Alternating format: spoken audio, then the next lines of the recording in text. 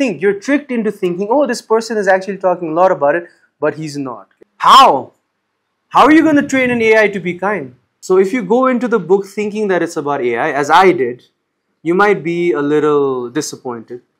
Because the book is actually about information and the network of information. It says itself, a weakness of the book, especially how he talks about AI, as someone who has a bit of background in AI. I don't support AI as a creative tool, but I do have a bit of background about AI. So I feel like ule ramroसँग त्यसलाई chat. And you might be thinking, oh, but त्यही त नि त लेखेको छैन. No, if you read the prologue, he talks about AI को danger and how we might be able to stop that.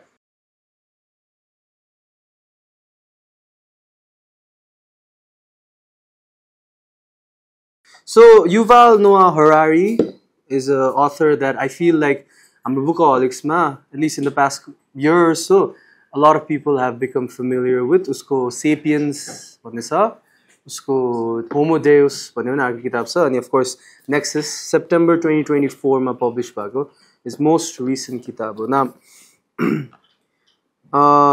Yuval, when talking about books, I like to tackle the book by itself. But I feel like it's important to know a little bit of biographical information and biographical history. The most important biographical history that we need to know about Yuval Noah Harari before getting into the book is that he's a historian. He is a historian, and the biggest strengths that this book has and the biggest weaknesses that this book has both come from the fact that he is a historian. Usko medieval history but he's a historian by trade. Any history. He goes from as the book says itself, Nexus, a brief history of information networks from the Stone Age to AI. So he goes as far back as human civilization is, and he comes to as recent as 2024 September. That's the number one thing to know about him, that he is a historian. The second thing to know about him is that he is of Jewish heritage. It doesn't inform a lot about this book. There's some aspects of this book that I want to talk about later. Jewish heritage. And the last thing to talk about is that he is gay. And now, aside from that, let's talk about the book in itself. Yuval Harari ko Nexus. Do you want to use this book as a... Yuval Harari ko Nexus, as the book says itself in the byline, is a brief history of information networks from the Stone Age to AI. Now, when people discuss this book, a lot of people end up focusing on the AI aspect of the book. But if you haven't read the book, this book is not really about AI. So if you go into the book thinking that it's about AI, as I did, you might be a little disappointed. Because the book is actually about information and the network of information. It says itself, a brief history of information network from Stone Age to AI. It goes about how we, as human beings, spread information from one group to the other.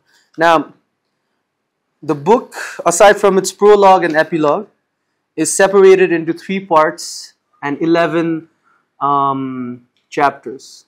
Part 1 goes about human networks. Yes, let's say 5 chapters. Yuval Noah Harari goes from information how we as Homo sapiens use information to outlast and even kill off hamro species kin like Neanderthals, Homo erectus, Homo habilis. How we are the ones who survived out of every one of them because of how we use information. And the first bit of information that he talks about is stories, poems. There's a really, I'll go into this later, but he talks a lot about how Ramayana, Bible and all that.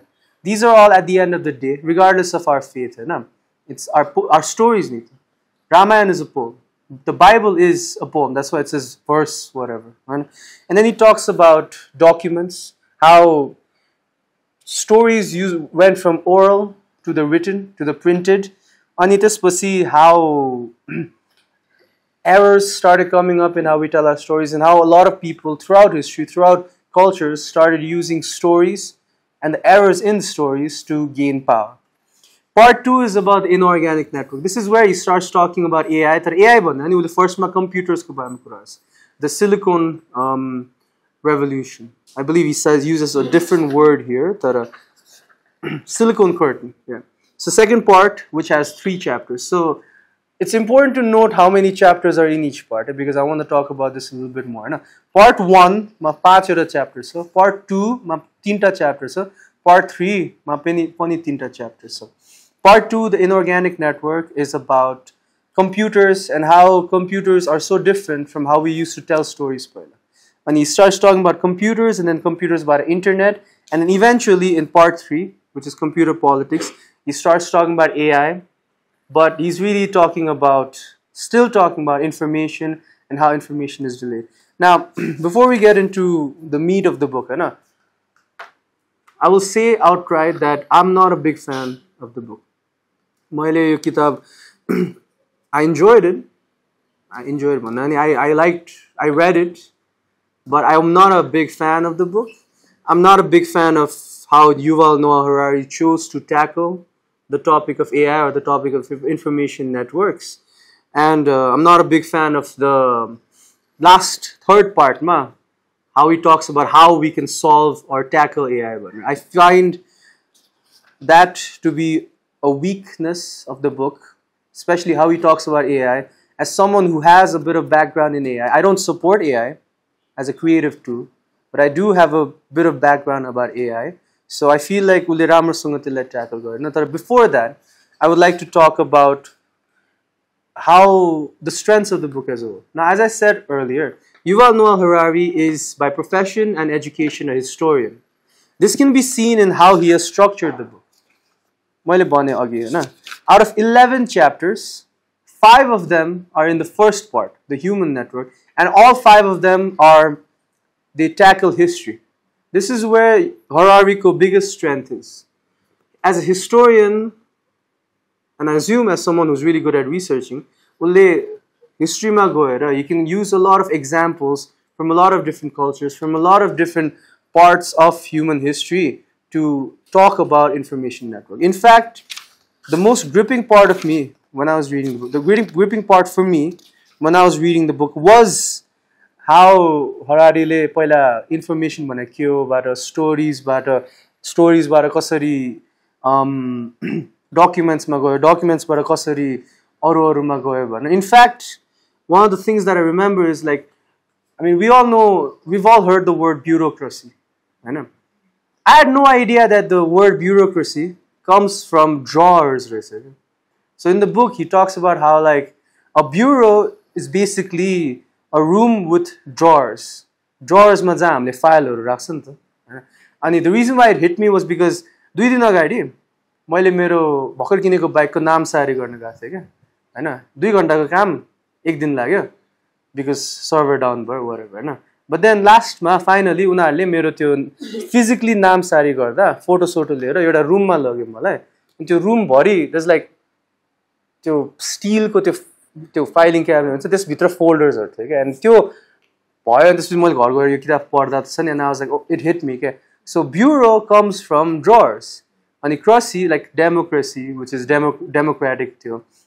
Theocracy, which is ruling by priests, monarchy and all that, and that's where it hit me again. And so this is where Harari and the book shines when he uses his skills as a historian, his ability to use examples from a vast array of historical different cultures and all that.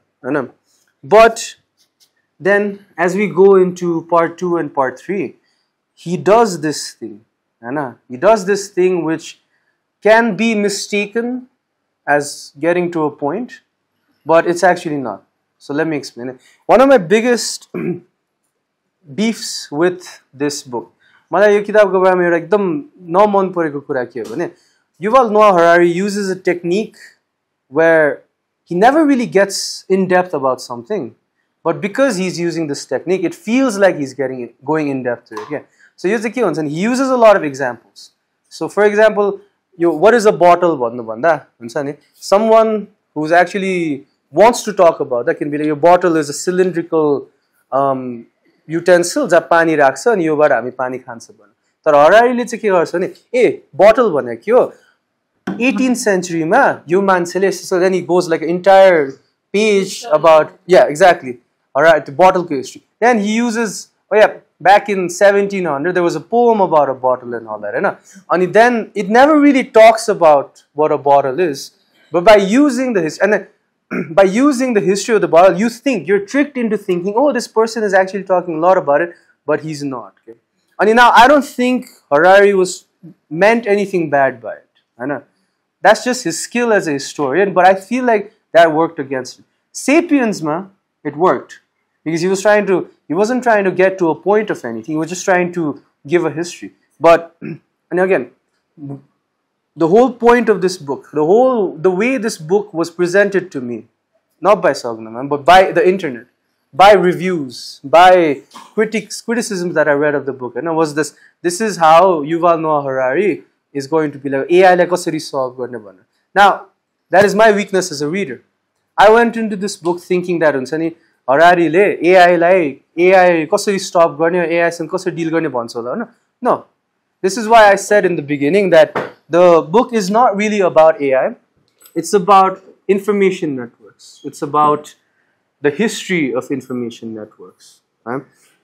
And that is I feel like the biggest criticism of the book the way he uses history not as a way to illuminate the topic but as a way to just expand and do different things and then that's how it was but now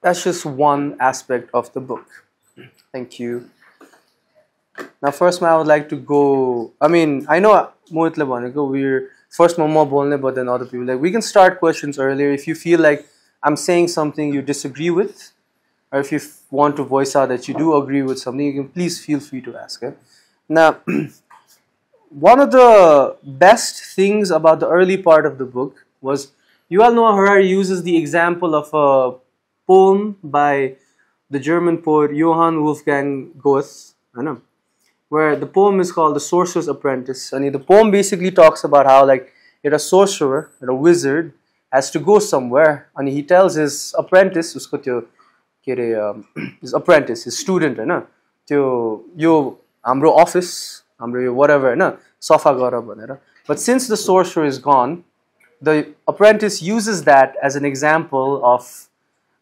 example uses that as a excuse to use his powers and then त्यो broom लाई automatically त्यो सफा गर्ने भनेर हैन अनि उले गर्छ but then his power is not good enough to fully control the broom अनि लास्टमा the magic that he used त्यो entire castle or office or whatever entire त्यो भत्किन्छ अनि लास्टमा sorcerer आउँछ and then sorcerer ठीक पार्छ अनि this basically it's a morality tale about how like no don't use the powers that you're not familiar with right but still it has a happy ending because the sorcerer comes and then saves everything but Harari uses that as an example of how in the real world in our world there is no sorcerer who's going to come and solve things there's no sorcerer who's going to come and save or stop things AI if we use AI to its full extent and we mess it up no one is going to save us no one is going to stop us and all that and he goes into why that's dangerous in a very wonderful way because startma when he's talking about information as story is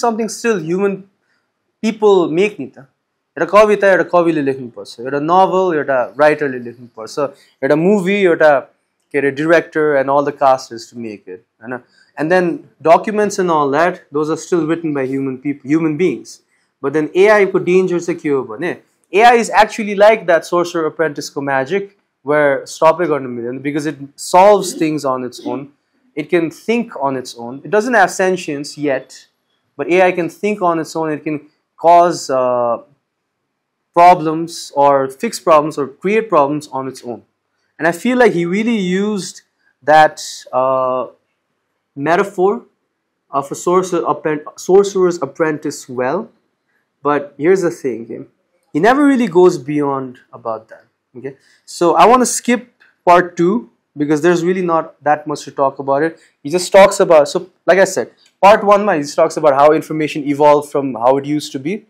and how it is now. So before I move on from part 1, the basic premise is the thing that separated Homo sapiens from the Neanderthals is that Neanderthals, oh my god, Neanderthals at most unaru 50 एउटा group को 50 people group मात्रै हुन्थ्यो हैन.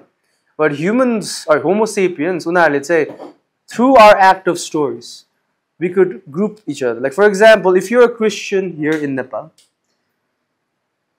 if you're lost in the desert, and you meet another person, if that other person is a Christian too, you guys have that shared faith, Nita. Through that shared faith, matre, you can create a connection and you can help each other. Or any other faith. If you're Hindu or Muslim or Jewish or Sikh, whatever. No?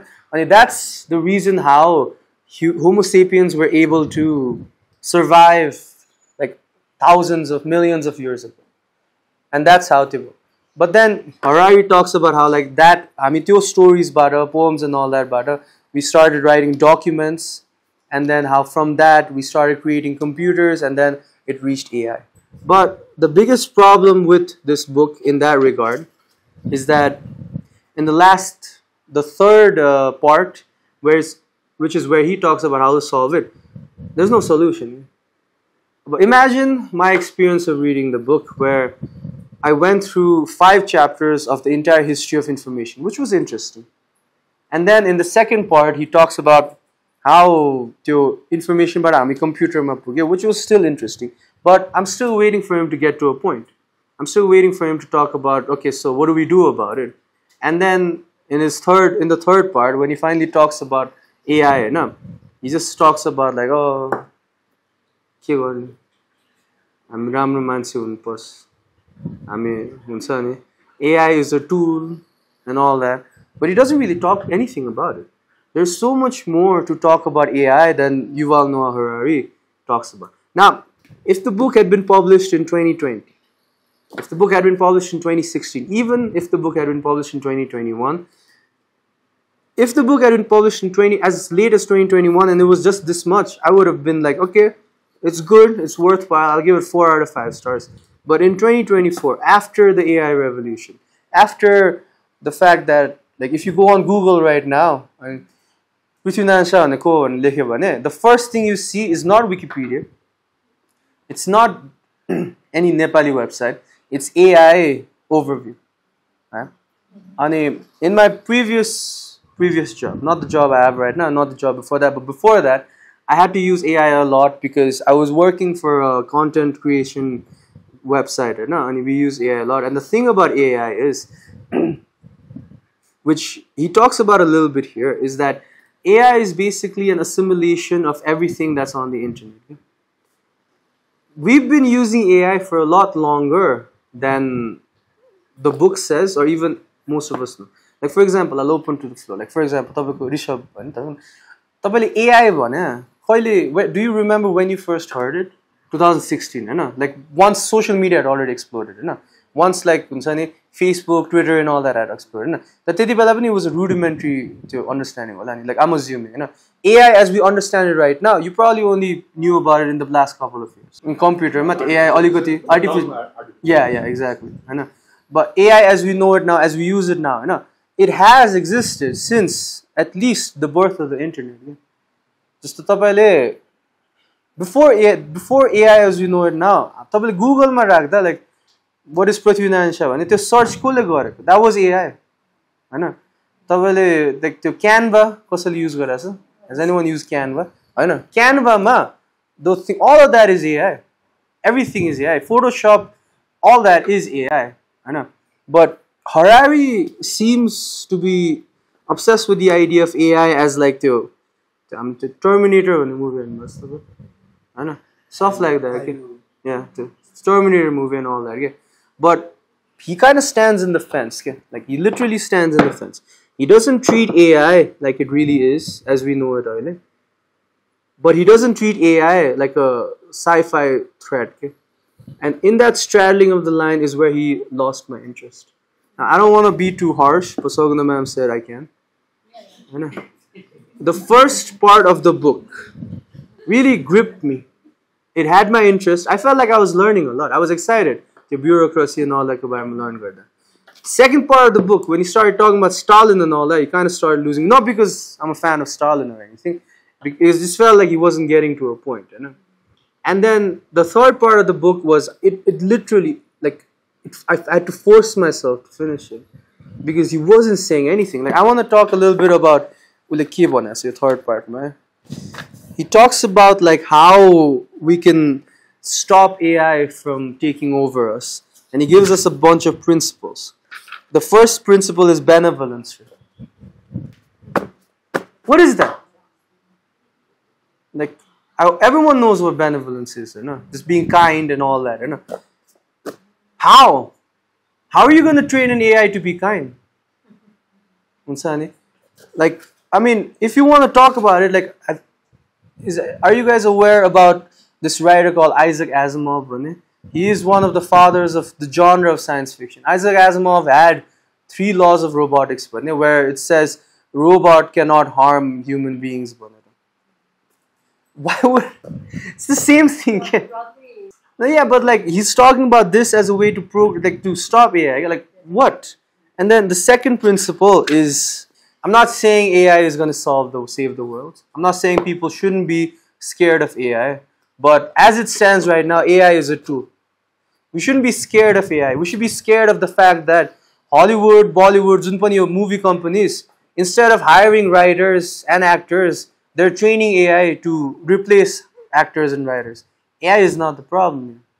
Capitalism and people who are only after profit is the problem, which he doesn't tackle at all. It doesn't tackle at all in the book. This is where it completely lost my interest. Like, I don't know if you guys remember. See, no, I would like to build on that. That's the thing that the book doesn't really talk about. It doesn't go into what can be achieved by AI. No. Like, there's this meme that has been going around about how a woman from India, she used AI where like sign language read karne. So a deaf or a mute person will do sign language, and then through AI you can understand what they're talking about. There's a lot of applications of AI like that aren't being done, that can be done. Instead, Harari doesn't go through any of that. He goes immediately into fear-mongering, but he doesn't even stick with it. This book would be much more enjoyable if it was all about saying, oh my god, AI is going to kill us, it's going to take our jobs. Which it's not. It's just like, oh, AI is kind of dangerous, right? See, again, if that was how you felt about the book, that's completely fine. This is just my personal reading of it. But I felt like everything that he talks about AI, you would know if you just use Twitter for like a day. These are all things that people tweet about all the time. Anyway, going back to the principles of how to solve AI or how to stand against AI. The first principle is benevolence. How? It's a machine. How is a machine going to be benevolent?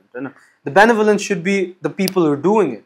The second is decentralization. A computer is a circuit. How can it be decentralized? I'm not an IT expert. So if any IT experts are here, please feel free. But to my understanding, it's all a circuit. It's all one network. How can it be decentralized? The third principle is mutuality. I'm not even going to explain this. It doesn't make sense to me. So if you're reading it, you can do it. And then the fourth principle is change and rest. And instead of explaining what that is, he starts talking about Stalin again. It's just, he doesn't get to a point. He just keeps talking about examples upon examples upon examples without getting to a single point. And then in the last epilogue of the book, the last epilogue of the book is that he talks about how, like, again, the most interesting part of the book, of the third part of the book, happens literally in the last part, epilogue, where he talks about AI ko danger cha ke ho bhane AI le garera manche mate destroy गर्ने हैन. What if there's civilizations, other civilizations, and after AI takes over our planet, it takes over those civilizations, and then the universe is covered in darkness.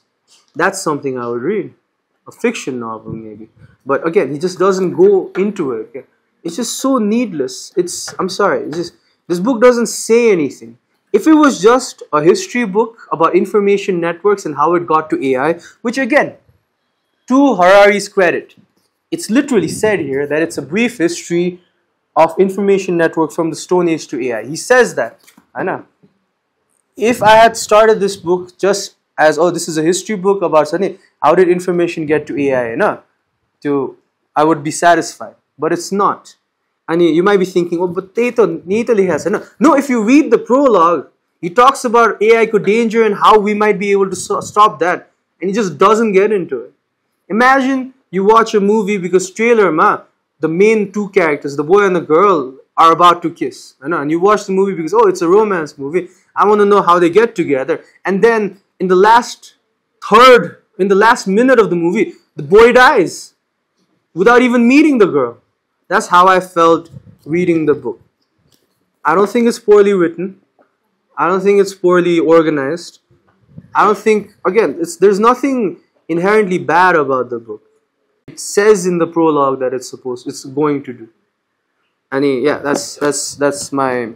No, I did. I said in the beginning, Harari is a great historian. He's a really good historian. He makes history come alive.